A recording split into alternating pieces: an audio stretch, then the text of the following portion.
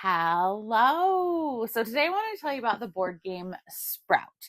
And this is a game that if someone said, I want to make the perfect game that encapsulates Jamie, it would be this one. So this is a game that is on Kickstarter right now. So go check it out. It takes two of my favorite hobbies, board games and houseplants, and puts them into one game. I have well over 100 houseplants. So I love houseplants. I love board games.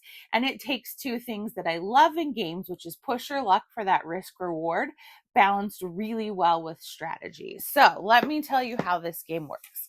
First of all, it looks incredible. This is a prototype, so yes, anything is subject to change, but the artwork and the components are top tier. This is so gorgeous, and you know good components make a great game even better. So we have our cute apartment, and everyone is going to pick their player piece.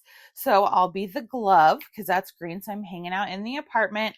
And then your score marker starts at 0. Everybody else is going to pick their piece and also start out at 0. This plays 2 to 5 players.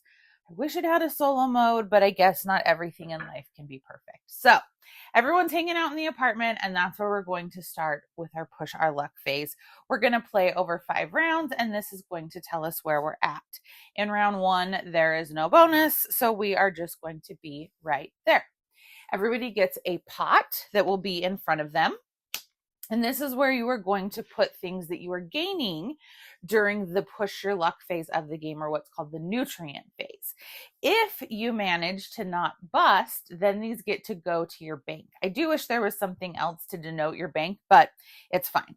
So we have 4 different resources that we are going to be collecting that our plants will need. We have sunlight, we have fertilizer, we have water, and we have love or care.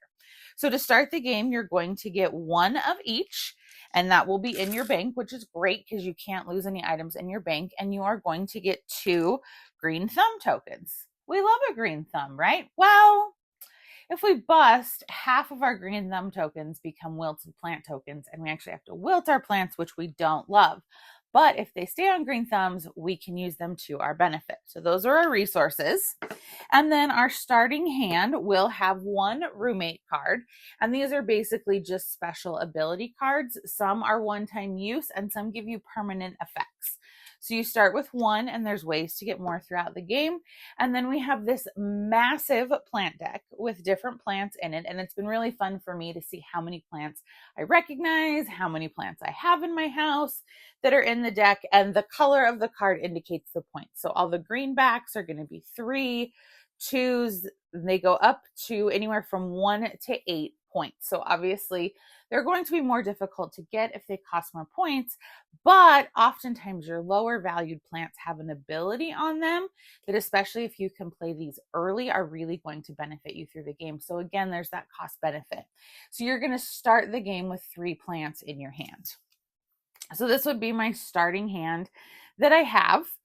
And so I'm going to kind of look at my cards. I'm going to see what their abilities are, if any, what their costs are, so I kind of know what nutrients I need to get in order to play them. So the plant cards will only ever need sun, water, and fertilizer to be played. The care or the love tokens, they're used for other purposes in the game. So we go into the nutrient phase. So for round 1, any one of our nutrients limits is 4. So we cannot exceed 4. If we exceed 4, we bust. So we start and we get 2 plant food. So everybody takes 2 plant food and adds it to their pot. You decide, are you in or are you out? If you're out, you simply remove yourself from the apartment. Everything you have is safe. You bank it. You're good. We want to keep going. So we flip another one. So now there's 3 sunshine out there and 2 plant food. I can choose which I want to take. I love that you don't have to take the most recent card played. You can take either, but in this case, I am going to take 3 sun. We flip again. Now we have water. It's pretty good because I do need a little bit of everything. So again, after each flip, people get to take resources. There's no limit to what you can have, but if you bust, you lose half of everything in your pot.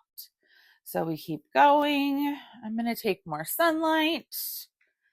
Stay in. Oh no, sunlight just busted. So anyone still in busts. What that means is you lose half of all of the nutrients in your pot.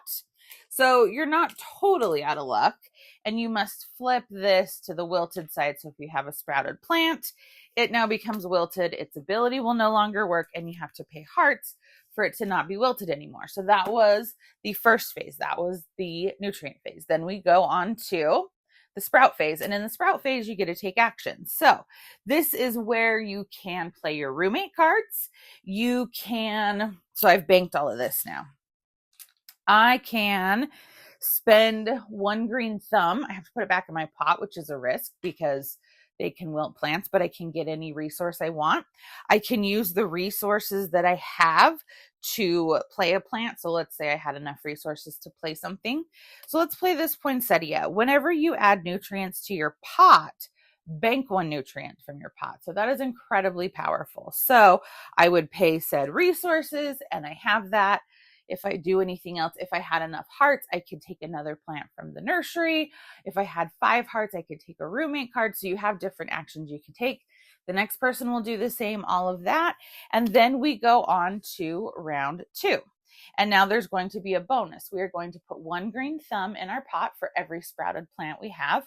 Later on, we're going to get to put resources for every sprouted plant we have. So everything is building and building and building. So round 1, you're not going to get to do a lot. By round 5, you're getting to do a lot.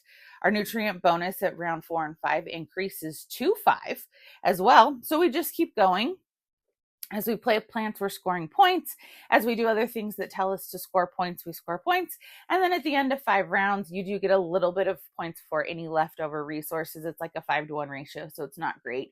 It's better to buy plants. So this is Sprout. It's amazing. There's the push your luck phase, which is so fun because I love to push my luck, but you have to balance it heavily with strategy. You have to decide what plants are best to play and when, and you have to decide, like, should I save up for something bigger? Do I want the ability on this plant?